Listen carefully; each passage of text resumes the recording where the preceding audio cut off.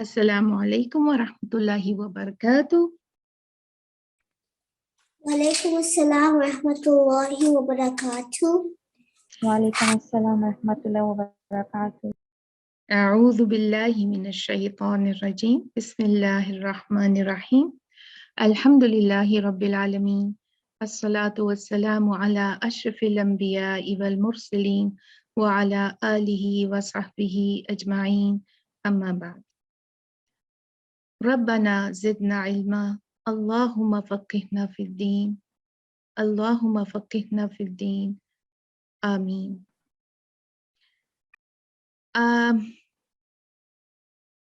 First of all, I welcome all of you to this program, which is called Thebreezeofknowlege.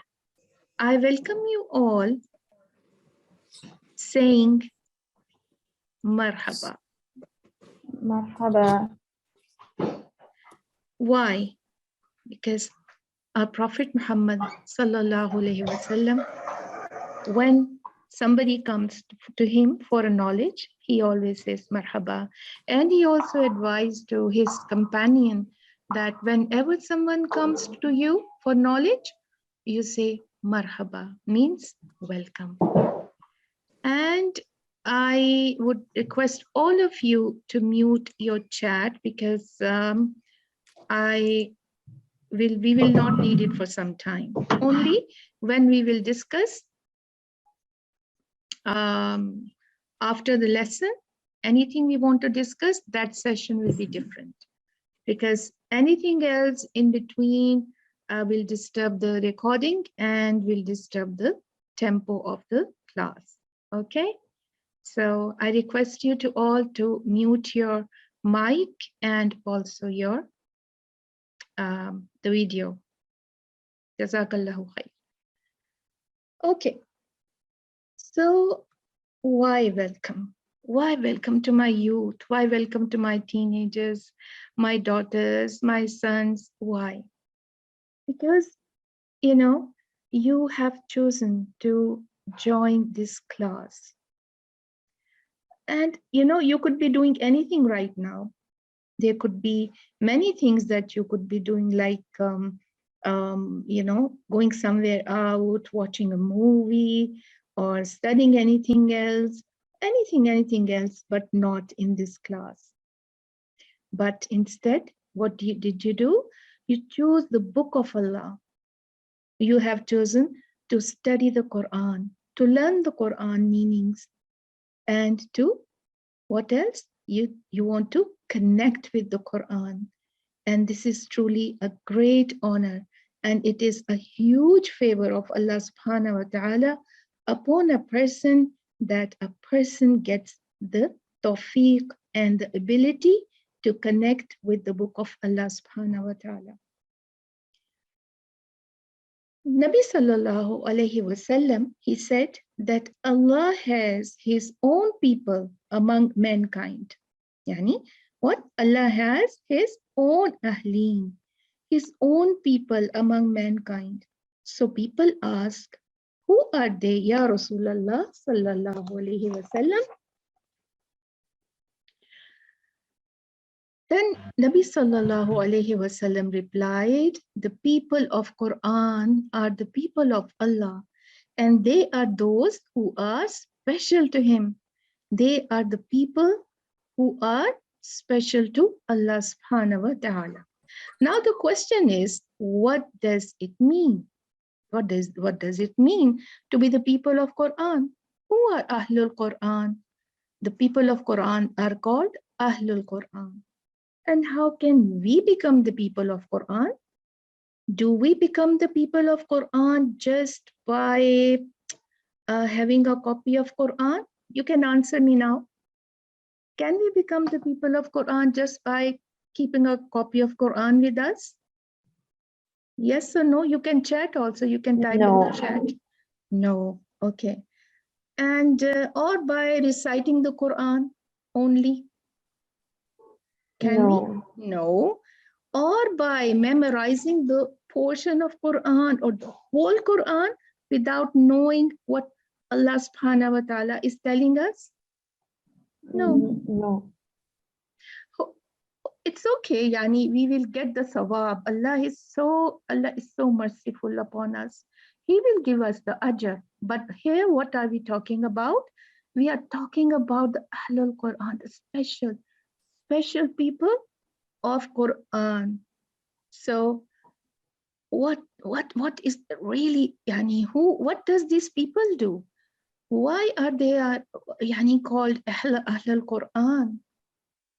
The one who act upon the Quran, the people who follow what it is in the Quran, even if they don't know the Quran by heart, yani if they are not hafiz, you're not hafiza, but if you know the meanings of Quran and you act upon it, then you are the Ahlul Quran. You don't have to be, being hafiz has its own, mashallah, advantage and its own barakah. There is no doubt about it. But only to memorize the Quran, only to recite the Quran with a beautiful voice, with the perfect tajweed, will not make us Ahlul Quran unless we act upon it, right? So Right. the recitation and memorization, they are important, but they are what? They are the meanings to follow the Quran. They are steps towards learning the meaning of Qurans. And why do we want to learn the meaning of Quran? Very obvious, because we cannot act upon it unless we know the meanings, right? So let us set some goals here for ourselves. And I want you to write it down for yourself. Number one is that I'm going to learn the Quran. I'm here to study the Quran. For what reason? For the purpose of amal, for the purpose of action, not just knowledge, not just, I will just brag about like, oh, I have joined a class and I learned so and so and so and so. And we talk about the Quran and just, to increase our knowledge. And my knowledge is such and such. But no, my goal is to learn the Quran, the meanings of Quran, and also doing the amal on it. So Allah subhanahu wa ta'ala has sent Quran for what? Not just to recite, not just to memorize, but as a guidance to us, as a guidance to mankind. So when we study Book of Allah and understand it, only then we draw near to Allah subhanahu wa ta'ala. And Quran brings us self-awareness. It will, inshallah, will give you a self-awareness. It brings us awareness to our circumstances, and it also keeps us recognize right from wrong. It will give us a mizan. It will give us the ability to judge between the right and wrong. And it will help us to stay on right path as well. So the message in Quran is very, very clear. When, inshallah, when we will go through the Quran, the meanings, you will see the message is very, very clear. It's not ambiguous, and it's not difficult to comprehend, to act upon it, to understand it. And it is very clear in its message. The Allah subhanahu wa ta'ala message is very, very clear. Inshallah, you will see.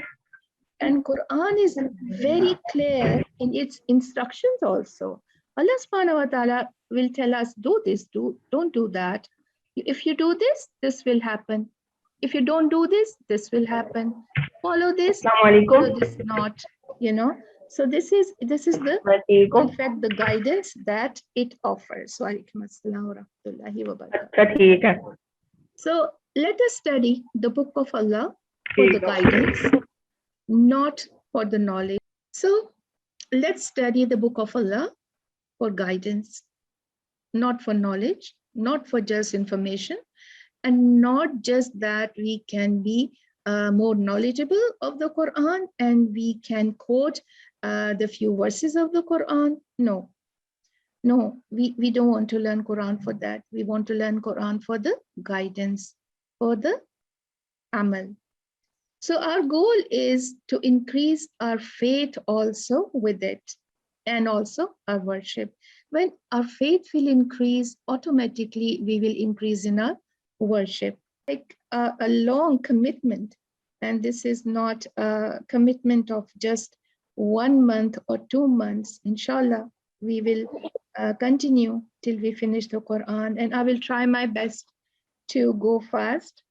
But as long as the explanation of some points and background of the Quran needed for some verses, we will go through that. And inshallah, I'm so positive, and I have a good husn dhan from you and from Allah subhanahu wa ta'ala that you are going to enjoy it like anything. There is no joy more than knowing Allah subhanahu wa ta'ala words, and you will see that.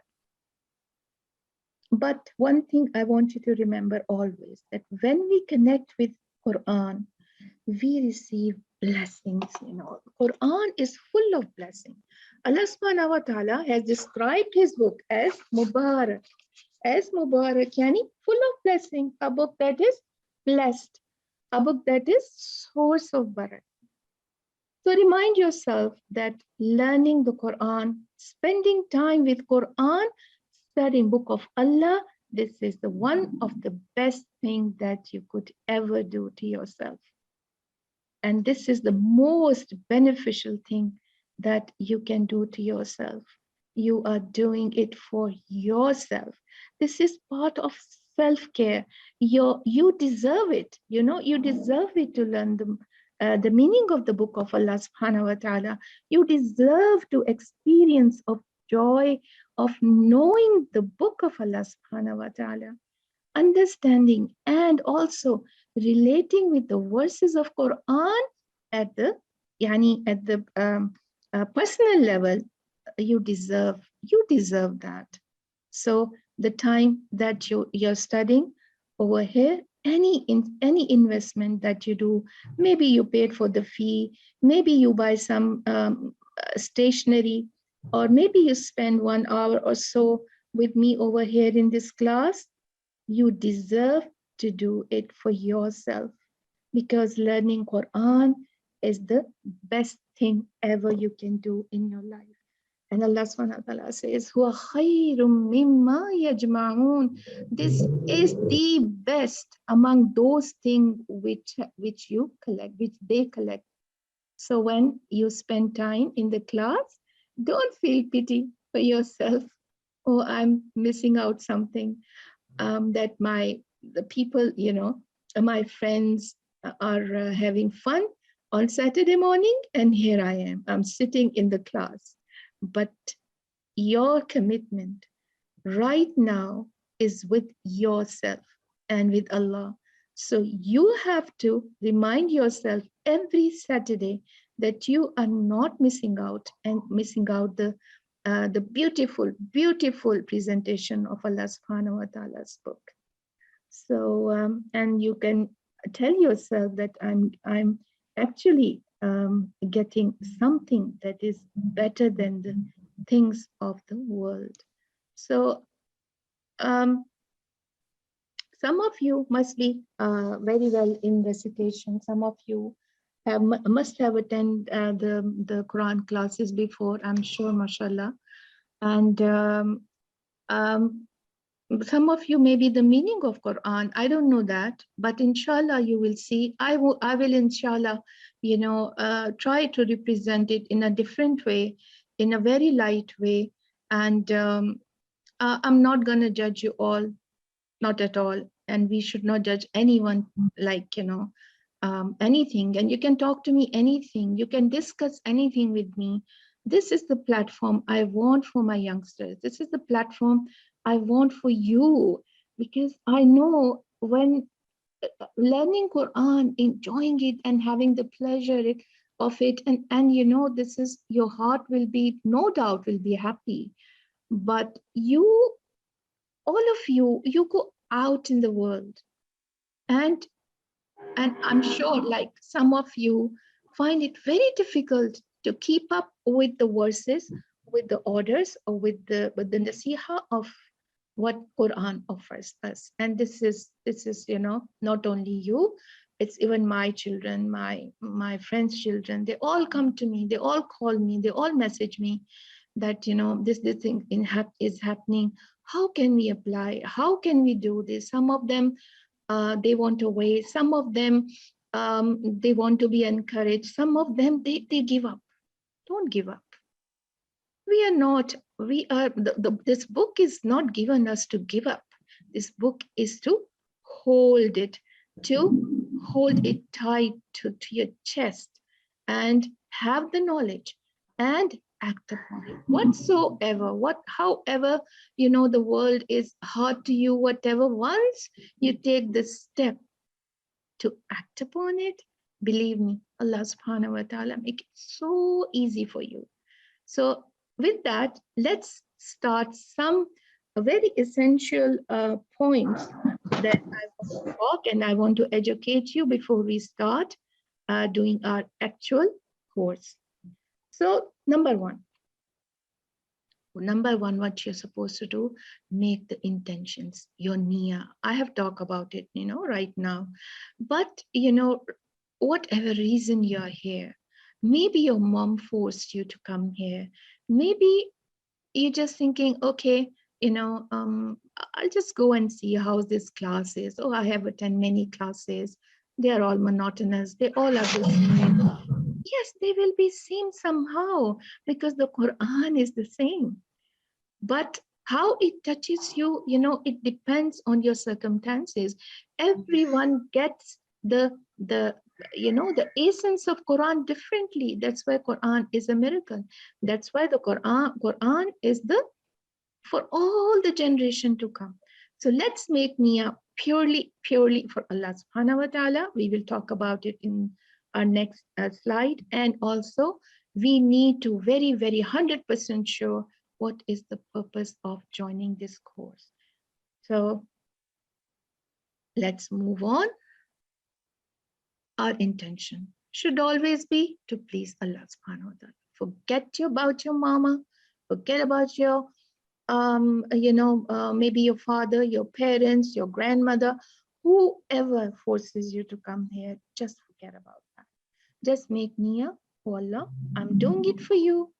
I want to increase my knowledge to please you. That's it. Okay. Just now, please do that. And then you will see how Allah subhanahu wa ta'ala open a full field of knowledge for you, inshallah wa ta'ala, bismillah. Because why niyyah? Because without this niyyah, our efforts, our knowledge, our hard work is useless. We are just, sitting like carelessly and it's not going to work for us. Then the niyyah, what kind of niyyah we can do, just to guide you. When when I start my Tajweed course, and Tajweed have levels 1, 2, 3, third levels, and our teacher, she gave us a lecture of I think one hour, and she explained the 40 niyyahs that we should do when we study the Quran. So I'm not going to put it for you, those 40 niyyah, but few of them, which is like, I think I just picked them, the few of them. Okay, ikhlas, yani sincerity. Qul inni umirtu an a'budallaha mukhlisan lahuddin. Yani I am ordered to be Abdullah, to be the slave of Allah, mukhlisan lahuddin. I am the mukhlis, I am the sincere for the deen. So bil ikhlas, just very sincerely, I'm going to start this course for Allah subhanahu wa ta'ala. Now again, ahlallah. Ahlallah, remember, I just talked about it. And we do this again, just for a reminder. Please keep checking your mic, because they keep opening it and it's disturbing. Okay, jazakallahu khair. Okay, just again, not those who recite, only those who recite beautifully with a beautiful voice, and not not those who memorize them with the tajweed and everything, but the one who recite, who understand and act upon that. Those are the Ahlul Quran. So let's make dua that may Allah subhanahu wa ta'ala make us among them whom Ahlul Qurani, Ahlullahi wa khassatuhu. Ameen. So just say, Ya Allah, I want to be Ahlul Quran. So the third niyyah, to be near Allah, to draw near Allah. That Allah says, I am near to the thought of my servant as he thinks about me, and I'm with him as he remembers me. And if he remembers me in his heart, I also remember him in my heart. And if he remembers me in assembly, I remember him in assembly. Better than his, remembrance. Then who is Allah subhanahu wa ta'ala's assembly? Angels. And Allah subhanahu wa ta'ala sits with angels. So he remember us in that majlis. So I remember him assembly better than his remembrance. And if he draws near me by the span of a palm, I draw near him by a cubit. Yani palm and the cubit is from hand till your elbow. And if he draws near me by the cubit, I draw near him by the space covered by two hands. And if he walks towards me, I rush towards him. This is a Sahih Muslim, hadith qudsi. Subhanallah. What else do we want, We just have to make a niyyah. We just have to think good about Allah subhanahu wa ta'ala. We just have to, be honest with ikhlas and with good niyyah. Then to be with the angels of Kiramin Barara. And also, we want to be among the best people of Allah. Khayrukum, which are those? Khayrukum man ta'allama al-Qur'ana wa 'allamahu. The best among yourself are those who, what? Who learn the Quran and who taught them. So inshallah wa ta'ala, we are on the first stage, and mashallah, you guys are so young. You will learn today, and inshallah, bidnillah, you will teach the Quran, inshallah, in the future. So we will have all these niyyah, inshallah. So just to make you more motivated, Rasulullah sallallahu alaihi wasallam, he narrated a beautiful, beautiful hadith, and that is, let me move the bar. He said, when a man dies and his relatives are busy in funeral, there stand an extremely handsome man by his head. When the dead body is shrouded, that man gets in between the shroud and the chest of the deceased. When after the burial, the people return home, two angels, Munkar or Nakir, come in the grave and try to separate this handsome man so that they may be able to interrogate the dead man in privacy about his fate. But the handsome man says, he is my companion. SubhanAllah, imagine. The handsome man is saying about the dead body, about the dead person, deceased person, he is my companion. He is my friend. I will not leave him alone. In any case, if you are appointed for interrogation, do your job. I cannot leave him until I get him admitted into paradise. Allahu Akbar. Allah subhanahu wa ta'ala has given us so much of, ease, but just have to take a step. And then thereafter, he turns to his dead companion and says, I am the noble Quran, which you used to read, sometimes a loud voice, and sometimes in a low voice. Do not worry. After the interrogation of Munkar and Nakir, you will have no grief. When the interrogation is over, the handsome man arranges for his from Al-Mu'alla, the angels in the heaven, silk bedding filled with musk. Also, Rasulullah sallallahu alaihi wasallam said, on the day of judgment before Allah subhanahu wa ta'ala, no other intercessor will have a great status than the noble Quran, neither a prophet nor an angel. So, are we at the right place? Yes. Alhamdulillah. Alhamdulillah.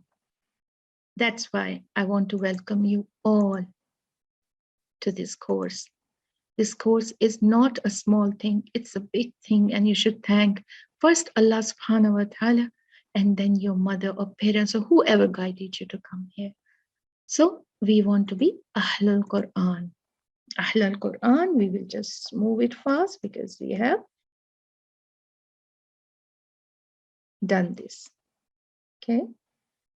So this is the dua we should always ask. Allahumma ja'alna min ahlil Quran alladhina hum ahluka wa khassatuka ya dhul jalali wal ikram. Ameen. And what is the purpose? What is the purpose of this course? What is the purpose of me being here? Rabbana zidna ilma. Oh my Lord, increase me in my knowledge. And why do we want to increase the knowledge? To be a better person, to be a better Muslim, and to please Allah subhanahu wa ta'ala. Okay. Then, these are the three, the parts we are going to, inshallah, cover in this course. Number one is Quran translation. As I told you, I will just go through very quickly. I will try to read. Usually what we do, we don't read the verses in Arabic. Very few, maybe out of 20 we read one or 15 we read one. But I will try my best to read first the Arabic text and then the translation, and then move very fast where there is no need to explain anything. And I will just stop where it is needed to explain something about that verse. Okay, so it's going to be very quick, very nice in one go. I want your listening skills more than anything, and so that you can comprehend why you are listening in a continued manner. So it has different impact in your heart. Then hadith, we will discuss a hadith, maybe the same which we'll discuss in our explanation, or maybe another related to that, or maybe a hadith which I would choose and I would think is good for that day. And same dua also we will do according to what the lesson tells us, and inshallah wa ta'ala, bi'Iznillah, we will make more time for the Quran translation, and for hadith and dua we will see how much time we can assign to it. So now let's talk about Quran. What is Quran? So I think this is better. So this is Quran. Quran, if I ask you that, or someone asks you, what is Quran? How do you define it? What do you say? Can you tell me? Allah words, the Quran is the message of Allah, book of Allah. It is a book of Allah. The Quran is the message of Allah. This is a book of Allah. Good, very good, mashallah. Book of guidance, mashallah. Message of Allah subhanahu wa ta'ala. Good, yes, yeah, all are good, yes. This is what a common Muslim will answer. But now, since we are in this group, I want you to know the real definition of Quran. So first, what is Quran in general?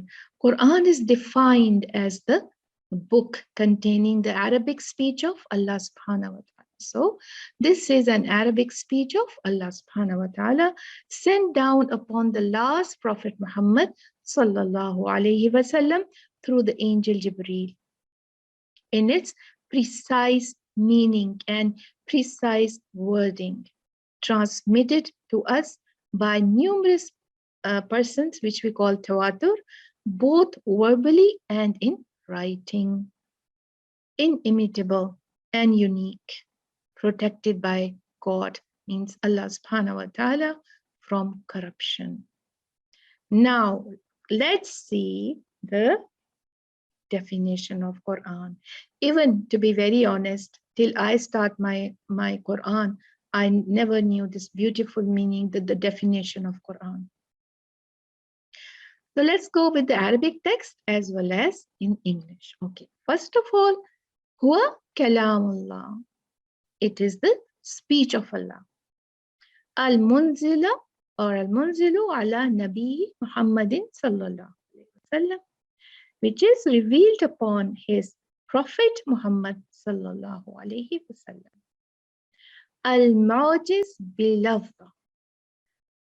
It's miraculous in its words. Then al-muta'abbid bi-tilawa. Its recital is a worship.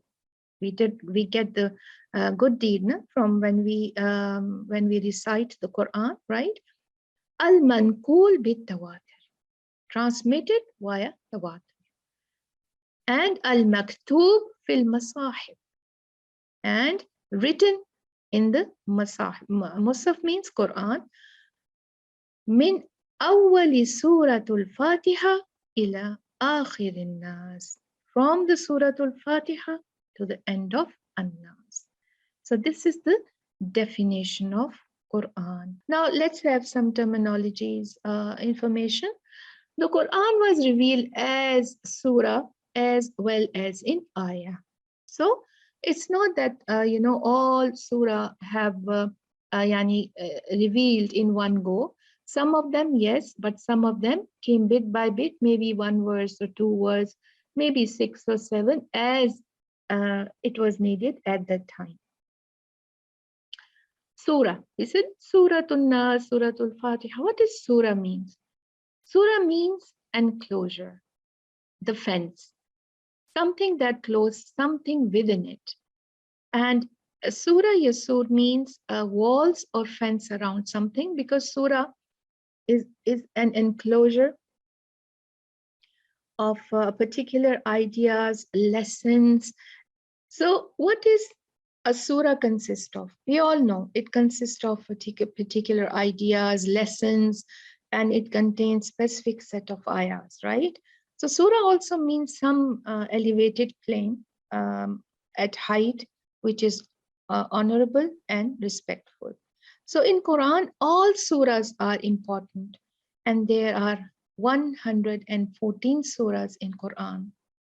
Okay, how many? 114 surahs in Quran. What are ayahs? Ayah means signs, signals, indication. It is also used for miracle, lessons, something unique and wondrous. So an ayah is a verse from Quran and a miracle from Allah subhanahu wa ta'ala.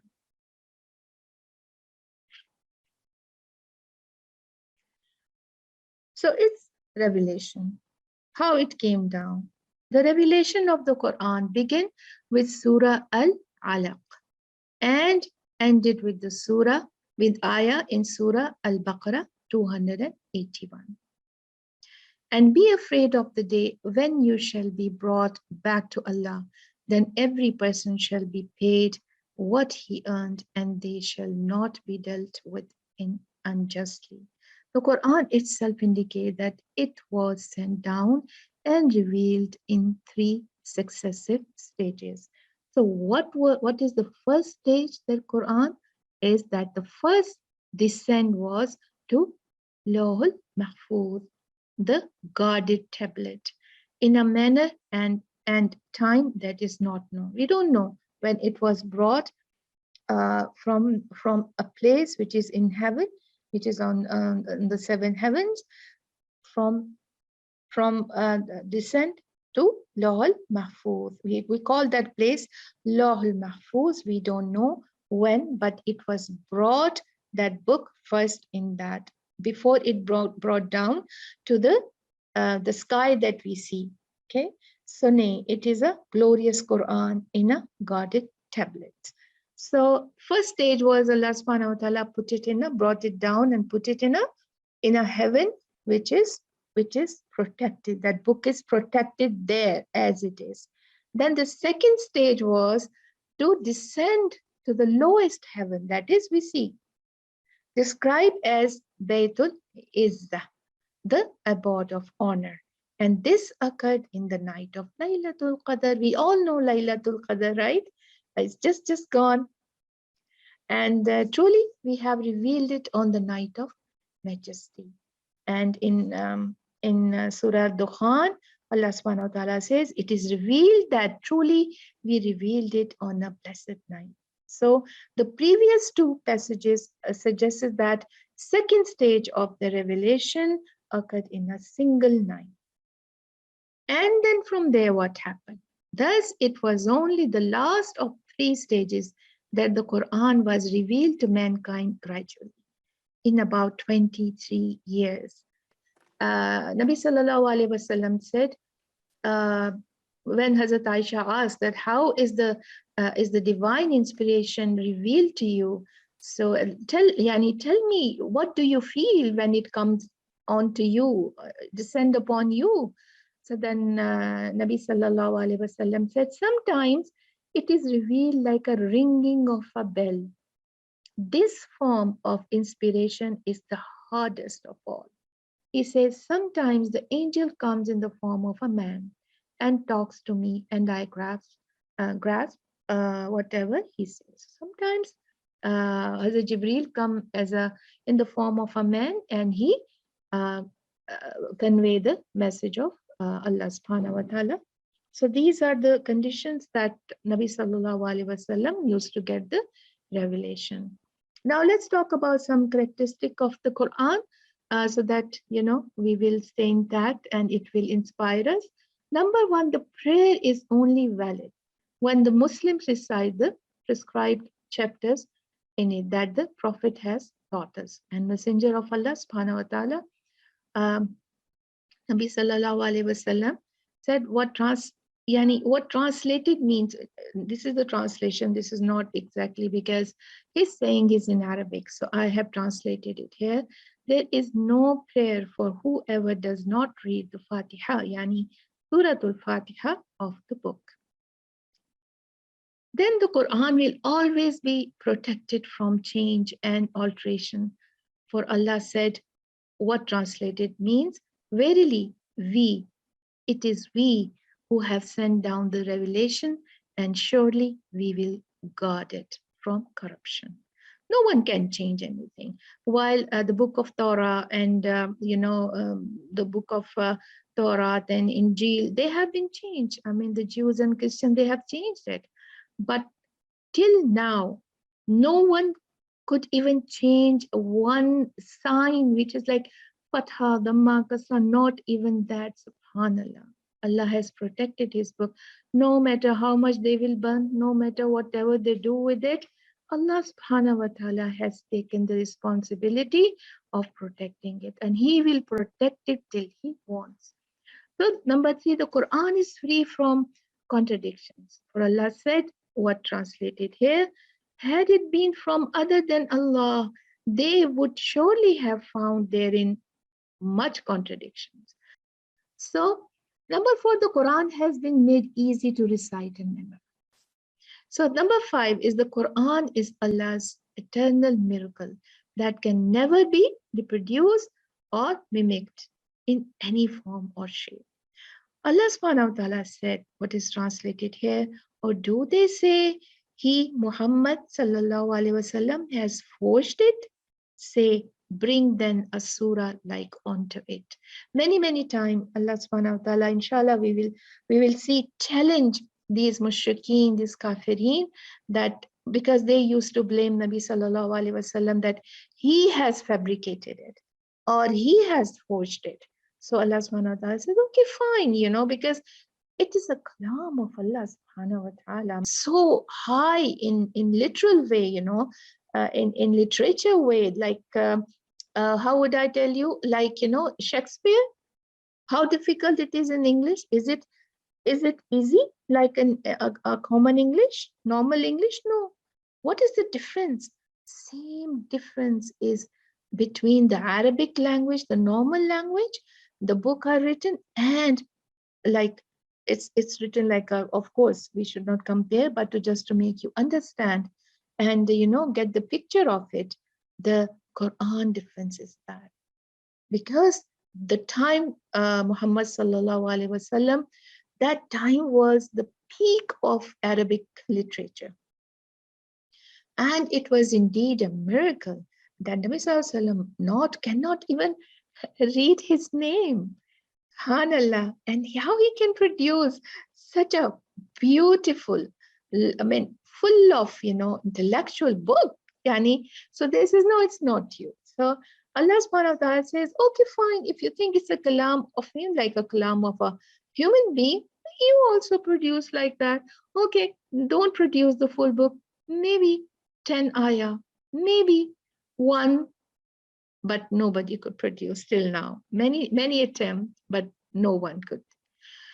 Number 6, tranquility and peace will descend on those who recite.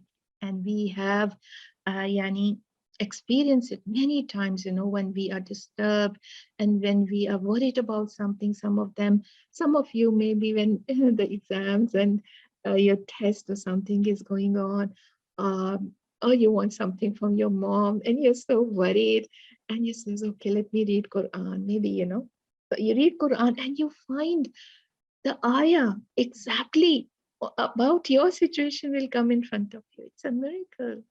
And the message of Allah here, I mean, I will just read it to you.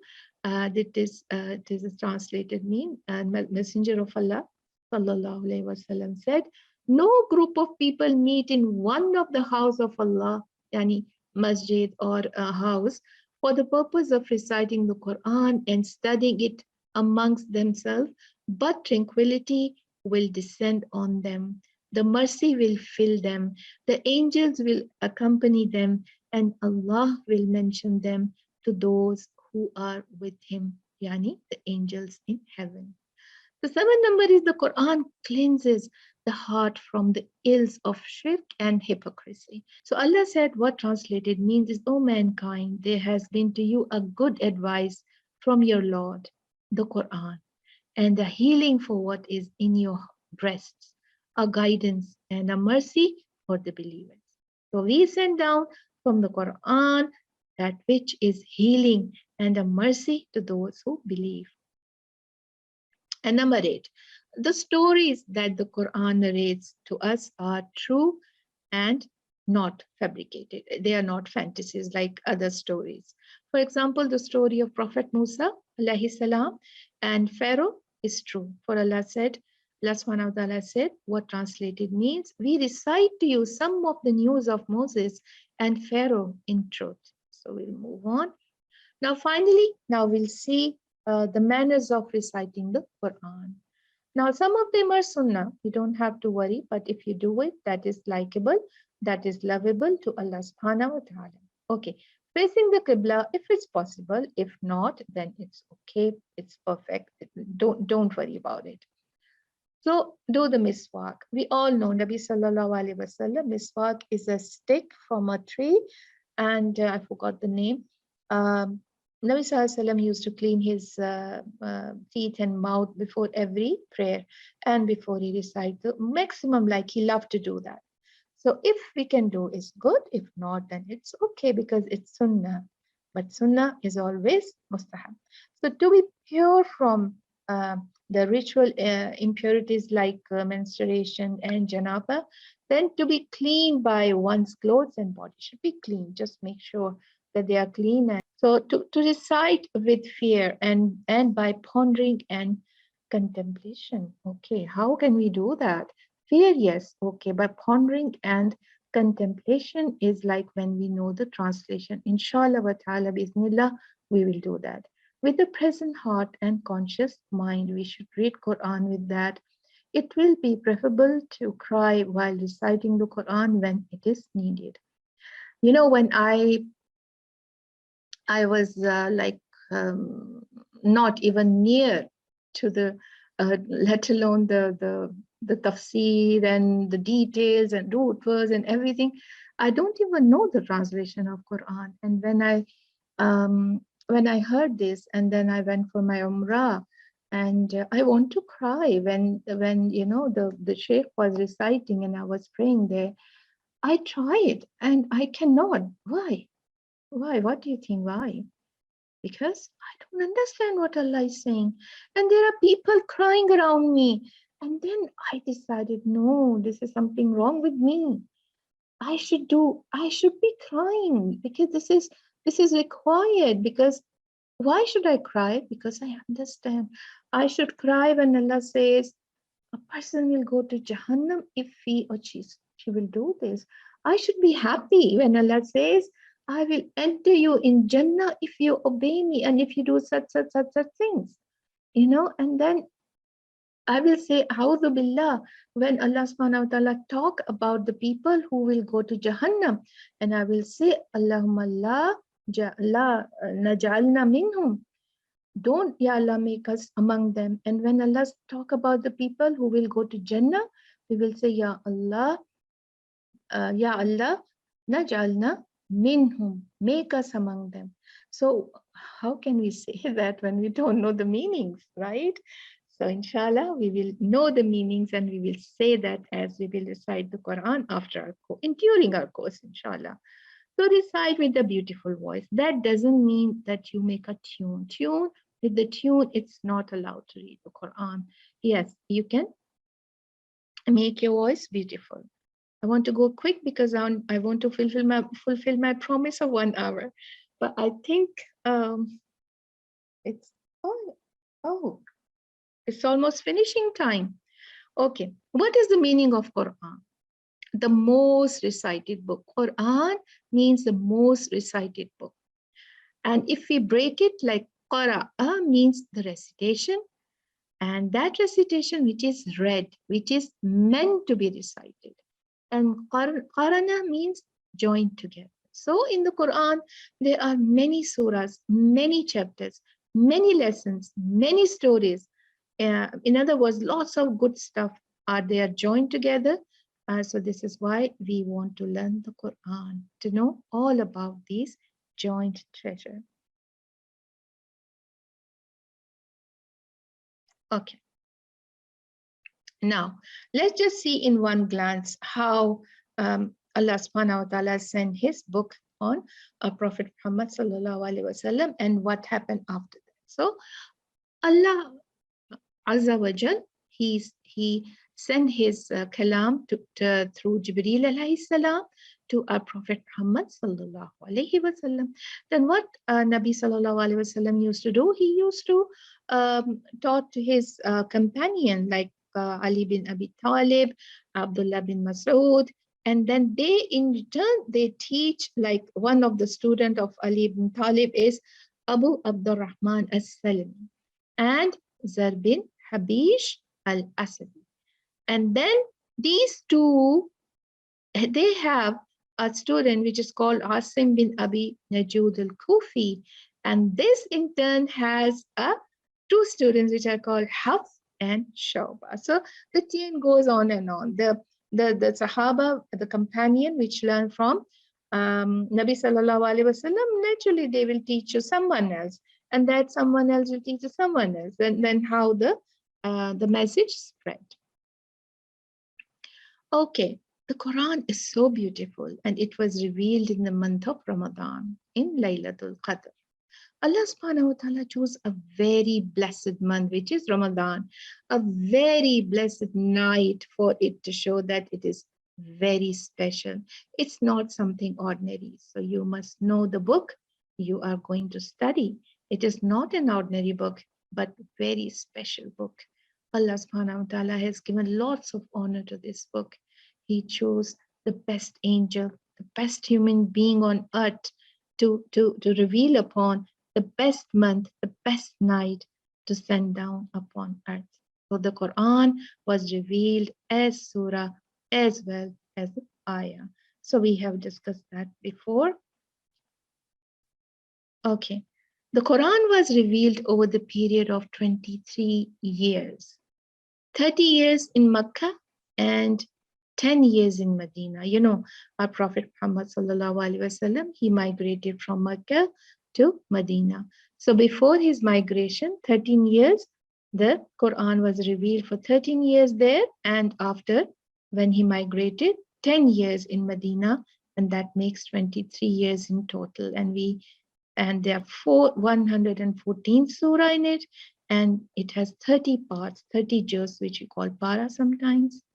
We'll take a leave from all of you, and we will read the dua. ربنا تقبل منا إنك أنت السميع العليم وتب علينا إنك أنت التواب الرحيم سبحان ربك رب العزة عما يصفون وسلام على المرسلين والحمد لله رب العالمين سبحانك اللهم وبحمدك نشهد أن لا إله إلا أنت نستغفرك ونتوب إليك. Assalamu alaikum wa rahmatullahi wa barakatuhu. Inshallah, we'll see you next week, Saturday. Looking forward.